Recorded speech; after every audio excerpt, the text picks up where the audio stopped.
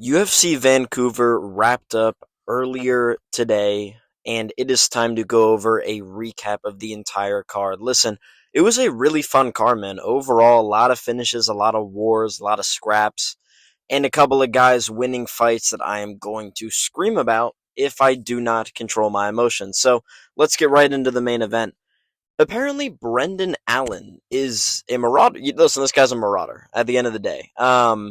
This is what being in the cage with Brendan Allen does to you, but Robert Whitaker doesn't do this to you, but Brendan Allen does it to you. It is what it is. I'm incredibly salty about my picks. I went 6-7. God, on my picks for this card. So clearly, some high level stuff going on. Um, but yeah, man, listen, RDR was outmanned. He seemed to have the grappling edge early. I was like, wow, this guy's going to dominate. He was threatening submissions early in the fight, went for an armbar late. It looked like it was going to be all RDR.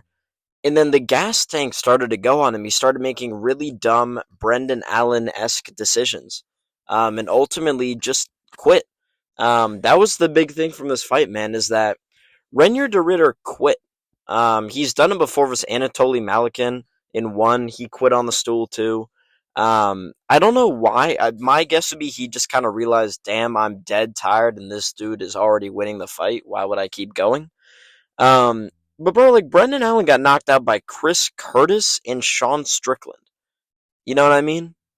Really? This is the guy the number 4 middleweight in the world is losing to?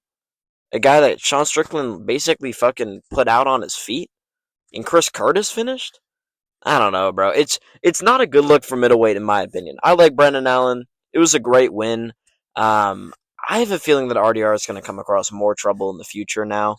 Um, but it's not a great look for middleweight for this guy to all of a sudden jump into the top 5. He's going to get a big matchup. I imagine it'll be DDP versus Allen, just a real goofy goober type of matchup. Don't know who I would pick in that, but fucking Robert Whitaker, man. Robert Whitaker could have had it all. If he wins that Reinier de Ridder fight and fights to his potential, we're talking about, wow, Whitaker could come up there for another title shot. But no, man. Now Whitaker's in a even weirder spot because his loss looks worse. Um, Sucks for everybody involved. Listen, it's kind of a nothing burger of a fight because Brendan Allen looked good, but it's like, fuck, bro. Like, I don't want to see Brendan Allen fight for a title.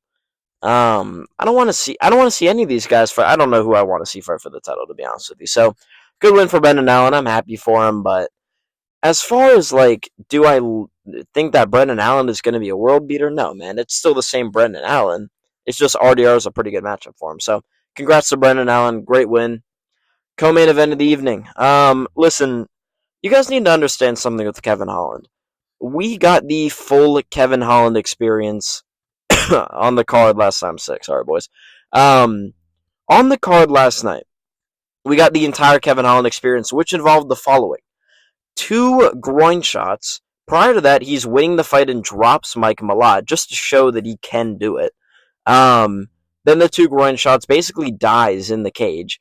Doesn't answer Dan Murgliata or the doctor anytime they ask him, hey, do you want to continue? So they're just like, fuck it, we'll send him back out there. Grabs his nuts for the entirety of the rest of the round, showing all of the audience that he was hitting the dick, and that's why he's not doing well. Does it for the first half of the second round, basically. And then the third round just was too slow and didn't do enough. Malott did a little bit more on the ground. I will say Kevin Holland's arm triangle defense is fucking nuts. Gunnar Nelson and Mike Malott now have had locked in arm triangles off of mount actually into side control, like perfect, literally no way out, and Holland's gotten out of both of them, so at least he's got something there. But listen, man, Kevin Holland is the funniest fucking fighter because he loses in the funniest ways imaginable. Some funny Kevin Holland wins, or some funny Holland fights. Roman Dolidze, he actually is a favorite, like, oh shit, Kevin Holland's gonna win type of thing. He's off he's gonna win this one, surely. Has a fucked up rib and then fights 2 months later against RDR. Daniel Rodriguez, who is a plus 500 underdog, who got finished in like 3 minutes by Ian Gary, drops him 2 times and makes Holland look like a bum, and then gets kneed in the dick 2 times versus Mike Malott, writhing in pain. The second one didn't even look like it hit the cup, but It's a conversation for a second day or another day, but probably also a second day. It's late, boys. But yeah, man, listen, it was a great win for Mike Malott. I don't know if I learned that much from this either, to be honest with you. I think you do him versus Wonder Boy. If Wonder Boy still wants to get after it at his ripe age, he beat Gabriel Bonfim, by the way. It's a conversation that people need to start having. But at his ripe age, I think he should keep taking on these young guys, see if he can still do it. Malott's winnable for him, by the way. So I think he should do that next. Very crafty stuff by Malott to cheat his way to victory. It is what it is. Great win for him. Don't learn a whole lot, though. Let's keep it moving here. Oh my god. Listen, guys, I'm gonna try and keep my emotions to a minimum here. Congratulations to Ayman Zahabi. This guy participated in a fight. He was deemed the winner via split decision for a second fight in a row. Um, Still looks like Ariel Helwani. He called out Sean O'Malley after his fight. Ayman Zahabi called out Sean O'Malley to a fight, the former bantamweight champion. Um, Listen, dude. I'll be honest with you. Let's make it. Let's make that fight happen. There's nothing I would love more than that's a really competitive. Listen, this is the most competitive fight of all time. These are two of the most world class elite strikers in the world. You know, you've got Sean O'Malley. He's got the power. He's got the speed. He's got the skill, the fast twitch muscle. He's got everything. And Ayman Zahabi has got. So yeah, man, that's an awesome matchup. We're really excited for that one. I hope this gets made. Um, At the end of the day, bro, fuck Ayman Zahabi. This guy is dog shit. Ayman Zahabi is not good at a single thing fighting. He does this thing where like he'll get hit a couple times. He got dropped by a jab from Cheeto Vera, by the way. Um, Either way, this guy will like lock in for 3 seconds at a time, like throw like a little nasty like jab and then right hook combo, and then do nothing for 2 minutes. And then he'll lock in again and throw the exact same combination again. Listen, we're not moved by Ayman Zahabi. It is what it is. I pray Sean O'Malley takes this dude's head off in his fight. I'm not going to necessarily disagree with the decision, though. Was it a weird fight to score? Yes. I thought Cheeto won the first 3 minutes of the round, and then Ayman got the last two. It was kind of a tricky one. I don't know about robbery. I had it for Cheeto 2-1, but I could have seen it, Zahabi. Marlon Vera does this very convenient thing where he will throw just enough to make it competitive, but not enough to finish fights. Like, he will keep himself as far away from being finished as possible because he hates the idea of his resume being ruined by a finish. So he can just claim robbery whenever he loses. Really convenient for that kid. Let's move on, man. Manon Fior, bro. Listen, people forget, man. Manon Fior, built like a teenage boy. Go look at the fucking body. There's not a lot there. Bro, Jasmine Jasdovicius, and we're going to talk about this in a second.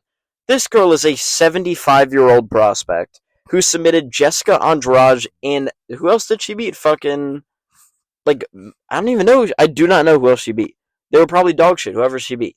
And people were like, oh my god, man, Jasmine Jasdovicius, this is the next title challenger. Shut your ass up, dog. Shut the fuck up. If you legitimately predicted Jasmine Jasdovicius to win this fight, God can only save you, brother. Seek help, seek the Lord. Manon Fior was the real prime King Vaughn. Shout out to her. What a great win, dude. She landed that big left hand early, hurt Jasdovicius. I thought it was a good stoppage. I think what happened was she got put out with one of the hammer fists, and then she came back to and tried to get up, and that's when it got stopped. So it looked a little weird. Jasdovicius felt slighted by it, but it was a good stoppage in my opinion. I wouldn't complain too much. Next up, man. Jasmine Jasdovicius, 36 years old. OnlyFans is called. Listen, it's okay. There's no shame in the OnlyFans pipeline. You know, Karolina Kovacevic is doing it. Jessica Andrade is doing it. We are all subscribed to Jessica Andrade's OnlyFans. It's coming. You know, I know it's coming, and it's going to be very interesting. And, 36 years old trying to be a prospect in the sport. Let's have some shame. Now let's get to the actual next fights. Charles Jordan. Listen, I was watching the bedtime, like, Lucas Tracy MMA Guru stream during this fight. When Davey Grant was walking out the whole time, they're going, I don't know, man, Davey Grant's hairline is pretty crafty. This guy's frame and physique is pretty crafty as well. Some of the funniest shit ever. Shout out to that. That was a great fucking. I tuned in. I don't even watch streams, but I tapped in for a little bit of that. Better than fucking Daniel Cormier on commentary. It is what it is. Dude, Jordan beat the shit out of Davy Grant. Hurt him early and often. The flying knee was there multiple times. Finally was able to really connect solid on it, put Grant down, it split him open bad.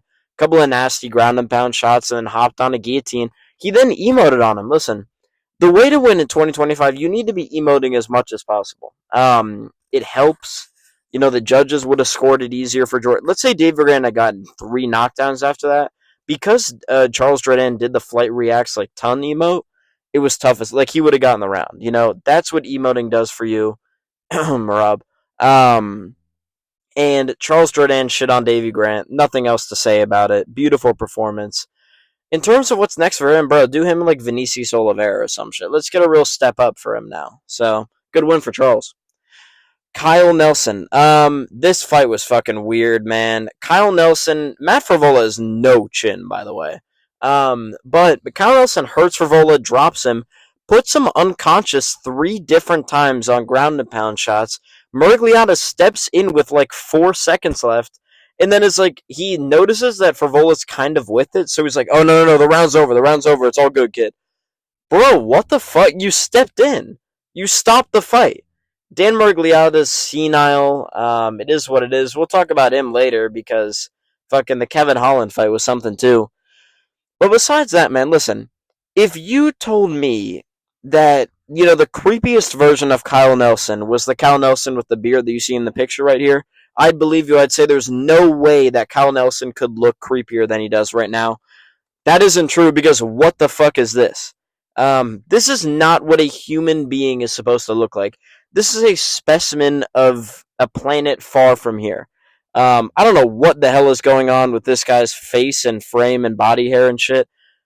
We need to delete this human from Earth. I don't know. I don't condone what's going on here. So, shout out to Kyle Nelson, but holy fucking shit, man. This guy's a wife, by the way. So, shout out to him, bro. I mean, he's doing something right. Drew Dober. Listen, this was crafty as hell. At the end of the day, he put belt to ass for at the beginning of the fight. He was doing really well versus Prepelec, landing some big shots, hurting him. He then got dropped by Prepelec in round. Was it round 2? It might have been round 1. He got dropped, and then round 2. I have no fucking clue. Anyways, Drew Dober, very strategic move. He knows that he's losing momentum, that he's low-key getting his like fucking shit rocked by a random Canadian guy. And he then decides, okay, how do I fix this? And no, they're not going to penalize me. I am going to fucking kick this dude in the dick as hard as I can. He did that. He got a point taken away. It's part of the game. And then he got like a full 4 minutes to rest, and then come out there and get the knockout. Pretty crafty move, veteran move by Drew Dober. You know, yeah, I mean, I feel bad for Prepelec. He should get another fight. If they go to Canada again, you know, by all means, fucking, you know, I feel bad, man. Like, that's tough. He had so much momentum, and for Dober to kick him in the dick and then only get a point taken off and just go out there and finish him, that sucks. But Dober did win. Lucas Tracy was probably going crazy. It is what it is. We'll move. Arichi Lam. Listen, you know, in this fight, Cody Gibson put on an absolute masterclass. One of the best performances of the year. High-level grappling, high-level striking. He actually threw a bunch of spinning heel kicks that connected, axe kicks, crescent kicks. He did it all, man. Unbelievable stuff. That's what would have happened on opposite day. Because Cody Gibson got flatlined in 20 seconds. Cody Gibson, this guy, we've got a job hiring opportunity for him. You are going to be cut from the UFC, young man. You're 40 years old. McDonald's, you can be the shift leader. It's all good, bro. You can lead the shift at McDonald's. I've got you covered. I've got the connects for you. And we'll get you settled. But buddy, it's time to wrap it up, man. There's no hope anymore at 40. He's rocking a side part like he's trying to fool us. Yeah, man. Interesting stuff. Got stiffed immediately into the fight. No breakdown necessary. Big right hand. Put him down and out. And then he kind of faked like he was still there. But Cody Gibson got his shit rocked. Either way, let's move on. Bruno Silva. Ladies and gentlemen, Bruno Silva. I don't know. I don't know that. I don't know if you guys saw Bruno Silva's back. This guy is clearly hopped on, creatine probably. I think creatine does that to you, BPC 157. All that good stuff really gives you back knee. I heard he's going through puberty again. That just happens to normal 35-year-old males to develop that much back knee. It's real, 2025, man. Men are getting back knee at 35 years old. Shocking stuff, new development in the science community. So, we'll keep looking into it, but yeah, man, Hyun-Sung Park. I still think he's not bad, but he walked into the same uppercut like 5 fucking times and never made a read on it. Typical Korean fighter stuff. I love the Korean Zombie, man, but some of these Koreans as of late have had problems, bro. You look at the dude that got spinning elbow flatlined on the Contender Series, and now Hyun-Sung Park getting the life choked out of him by Bruno Silva, who again has a bunch of back knee on his back. Go look it up. Um, tough time to be Korean, but we move. Next fight. Jordan Santos versus Danny Barlow. I did not watch this live. I ended up rewatching it before I made this video. Really fun fight, man. I had Jordan Santos winning the fight. It was a close one though, but yeah, these dudes look pretty good, man. I can't believe Jordan Santos lost to Ozzy fucking Diaz, bro. Just how good is Ozzy Diaz? Um, yeah, man. Danny Barlow used to be a prospect. If you nickname yourself Left Hand to God, I got some questions for you. So, it is what it is. Probably deserve to lose, to be honest with you. Really fun scrap though. I don't know what's next for Jordan Santos. He is one of the most fascinating physiques I've ever seen in my life, though. Not naturally obtainable. You have to be roided to get this physique. Only made in Curitiba, Brazil. Or, wait, no, Curitiba is not. Where is Curitiba located? Someone give me a geography lesson down below. It's located in Rio de Janeiro, Brazil. That's where it's located, buddy. So, it is what it is. Shout out to this dude. I 100% listen, this is my favorite fight on the card. A real barn burner between two ladies that showed the highest level skill in MMA possible. I watched every second of it. Real tough customers. Shout out to Lucas Tracy. Yeah, man, awesome fight, and that's really all the breakdown you need on this one. Sorry, boys. Yusri Belgari. Osama Bakoyev, brother. Oh man, just play the music, brother. Yeah, it's a tough day to be an Azamat Bekoyev fan. This guy got shit on for 3 rounds straight. Listen, the guy went life and death with Dylan Budka. Like knocking out Ryan Loader is fucking cool until you realize all he can do is grapple, and then you realize Zach Reese is equally dog shit. You're kind of like, wow, this guy had an easy fucking start to his career. I like Bakoev, but man, he was not ready for Belgari. Very impressive performance from him. Looked good in every round. He's very fast, man. I was watching his Contender Series fight, and I kind of switched my opinion on this. I thought he'd win a decision. But he's very fast twitch. The cardio's been an issue for him in the past, but he looked good, man. So hopefully he can keep this up in the future. Azamat Bakoev, man, fucking yeah. I have no words for this guy, man. Hop off fucking Twitter for a little bit, buddy. Get in the gym, start training a little bit more. I don't know what this guy needs to do to fix it, but fuck, man, like that was not good. Final fight and first fight of the evening. Listen, another banger. A barn burner between two of the highest level athletes in the sport. I watched every minute of this, every second, every millisecond. I even rewatched it 3 times. I'm just happy that women's MMA got finishes tonight. Pretty crazy. They actually had finishes in every women's MMA fight. So shout out to them, man. Either way, yeah, awesome fight. Real tough customer. Ladies and gentlemen, that'll do it for the video. It is late. I'm trying to go to bed. I appreciate all of you for tuning in and listening, and all the love on the channel recently. It's heartwarming. And my TikTok is at Money Manzel MMA. I'm going to always shamelessly plug it. I think the clips are pretty funny on there. So if you want to get the clips from these videos, then go over there. I post YouTube shorts too. Like, comment, and subscribe down below. Let me know what you think about the card, how you thought it went. I thought it was one of the better fight nights we've had. I would throw Nashville in there as one of the best ones. I'd throw this one. I'm blanking on other fight nights that happened this year. I don't know. Noche was pretty fun. But yeah, guys, let me know down below. I'll see you all in the next one. Peace out, boys.